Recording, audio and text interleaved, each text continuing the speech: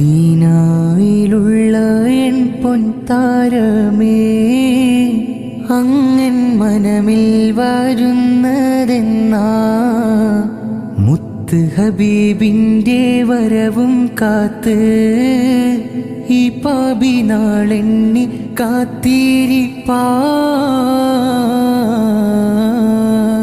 നൂറോരെ പൂമുഖം കാണുവാനായി സൗഭാഗ്യമെന്നീല തരുമോ മുല്ലേ. ഒരുപാട് തെറ്റുകൾ ചെയ്തവളാ, ഒന്ന് പൊറുത്ത് മാനാമിൽ വരുമോ.